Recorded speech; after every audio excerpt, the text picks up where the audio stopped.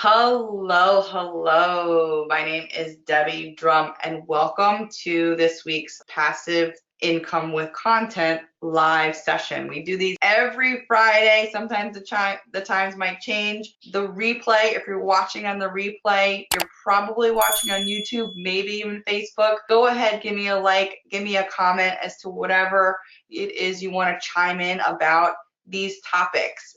We talk about a lot here, and today is a very special topic that's near and dear to my heart. So I'm going to go ahead and use this visual here to talk about how to sell more books, and I call this the circle of book sales. In the middle, you see we have content. We talk about passive income with content. That's kind of the theme of my overall business. Content drives the income. Okay, so it's producing content once and then that income being passive over time once you work it, once you market it and do everything you need to do to get that content in front of your target market. Content in this aspect, though, is kind of the evolution of content specifically on Kindle, ebooks, on Amazon, or physical books. Because when I started back in 2011, 2012, you can produce any kind of content on Amazon and that content would sell. Literally,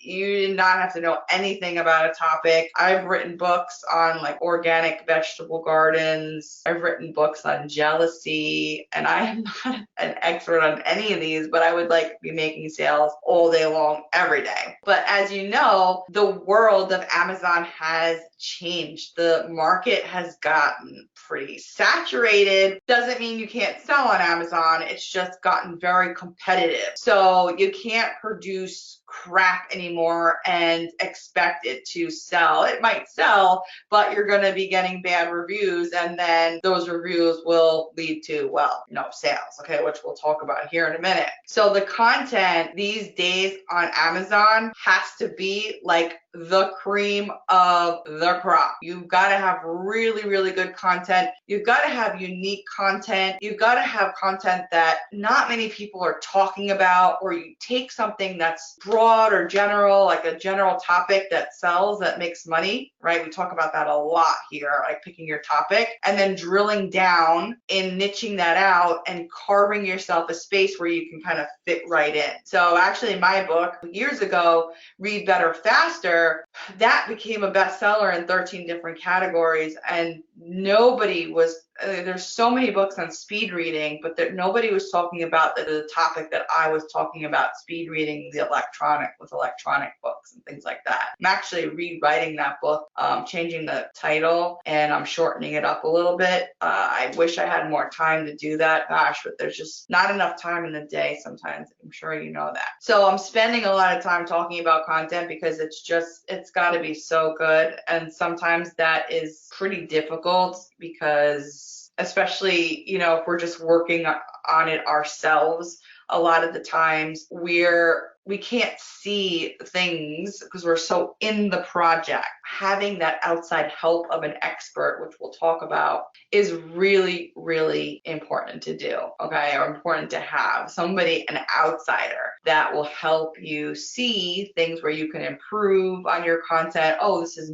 lacking, like beta readers, right? Beta readers are great for that.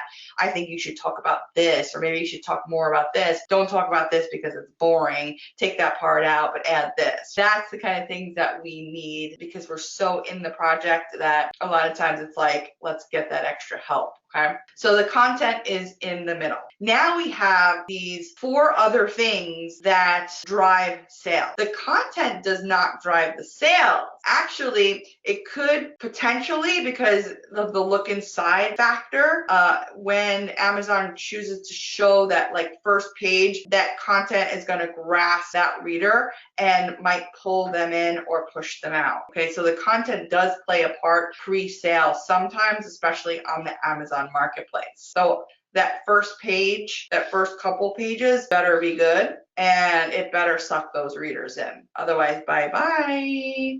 One thing that you can do there, just, for tips here, is that start to read other books and be like, wow, what's the thing that talked to me? What is this author doing that got me interested, or you, right? What was it? And then take note of that and then do that with your own content. These 4 other things that are they're just in the circle. There's no 1 to 4. It's all like in your face, right?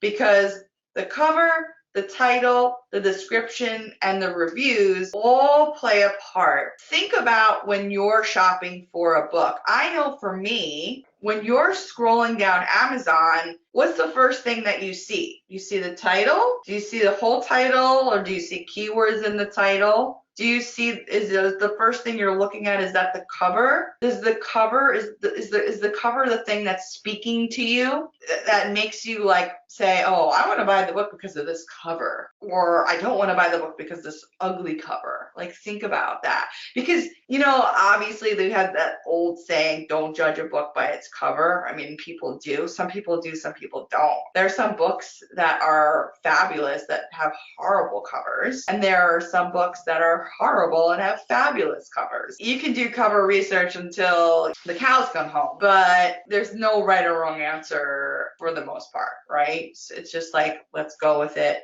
We've done the research and pull the trigger on that. Reviews definitely play a huge role in the circle of book sales, because, and I talk about this a lot, that I talk about this a lot, if you don't have social proof these days, your book is just not going to sell. Your book is not selling. So you have to do a lot of work to get those initial at least 5 reviews, and that's for a whole different discussion, but obviously reviews play a huge part, that. And of course, when the person has shot to the title, they see some keywords that they like, they see some phrases that are pulling them in, they're like, all right, I like the cover, book has got some reviews, and now the description ultimately, I think, is like the nail in the coffin. Is that going to make or break your book? That description, because ultimately whatever buyers are looking at first, they're definitely going to the description no matter what. Have you ever bought a book and not read the description? No, you have not. I have not either. Okay.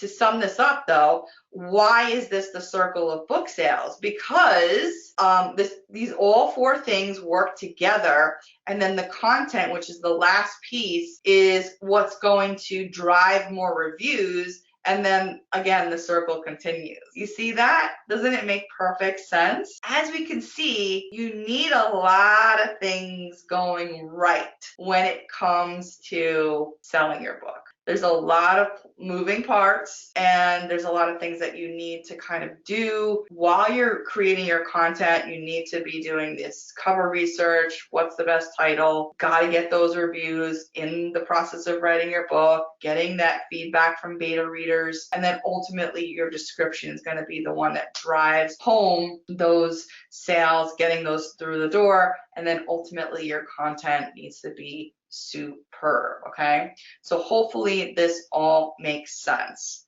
So for the last couple minutes here, I want to tell you about my friend Jeff Affleck, his program, where he will actually sit with you one-on-one and go through what he calls like an Amazon optimization. There's so many things that authors aren't doing to optimize their book sales, to get all this right, plus other things kind of in the background that Amazon looks at to say, hey, yeah, let's give this book more oomph, and let's shoot this book to the top when a keyword is typed in, or let's not shoot this book to the top because it's not bringing those conversions, because that's what Amazon is tracking. Amazon is tracking conversions. They don't give us those numbers. They don't say, well, 100 people visited this book today and this book sold 10 copies, so it has a 10% conversion. Nope, we don't see that. We can kind of estimate that. But Amazon sees this, and if they can actually see those conversions. So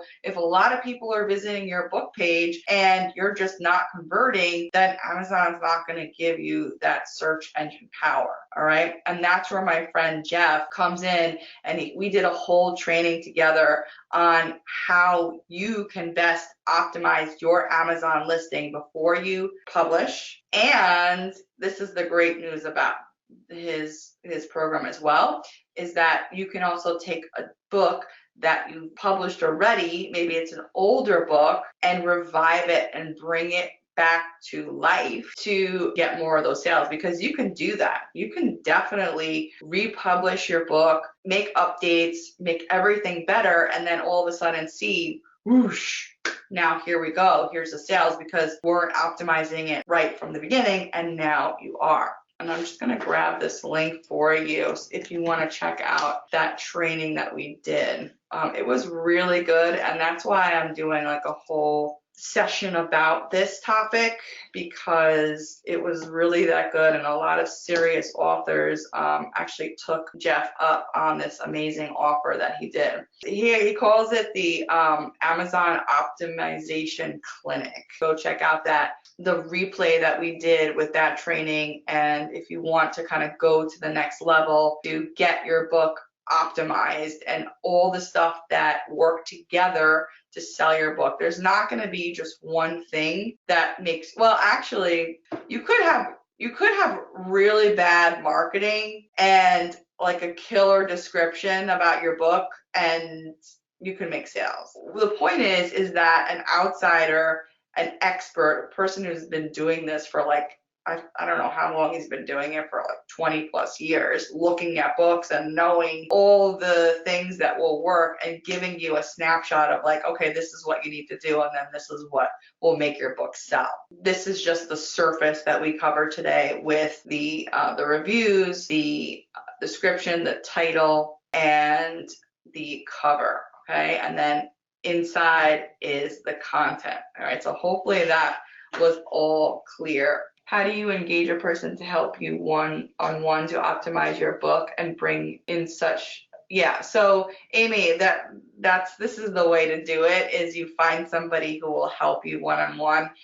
Jeff's actually doing a really great deal. So if you click this link and watch the training and then you want to get that help, he's definitely available for that. Okay, Alan says, you're working on the conversion factors, but still no visible results. You have to kind of talk about when you're like, oh my God, I've done everything and nothing is working, is you really have to look, and I don't know the market of your book. I don't know anything about your book, but you really have to kind of say, is this a topic that is possible to even make 10 sales a day, 20 sales a day, 50 sales a day? Because there are people on Amazon that are selling books like that, hundreds of copies a day. Is this niche that you're writing in able to support those kind of sales? You need to ask yourself that. And I don't know what the answer is. Maybe it is. And if it is, then you just got to get in front of the right people to help you promote that book. But if there's no market for it, it's like not even no market, or if there's a small market, or it's tough to find these people, then you might just have to just write more books in that niche and like just have it be a perpetual, this book is marketing this book to this book to this book to this book. Sometimes one book is just not going to cut it. And that might be a deeper discussion, but that's sometimes what you have to kind of look at. Yes, Margaret, when I talk about books, really for the optimization, well, it could work for fiction, low content and no content, absolutely, because ultimately selling one book on Amazon is the same as selling another book. It's the same systematic process. It's just different topics, niche to niche. So Jeff could help you do that in any type of niche that you're in. Yeah, if it's a very rare and narrow niche, I'm not going to say go ahead and quit. sometimes you just can't force a market to be there. You have to go and work a market that's already there. Otherwise, you're just gonna face an uphill battle the whole way through.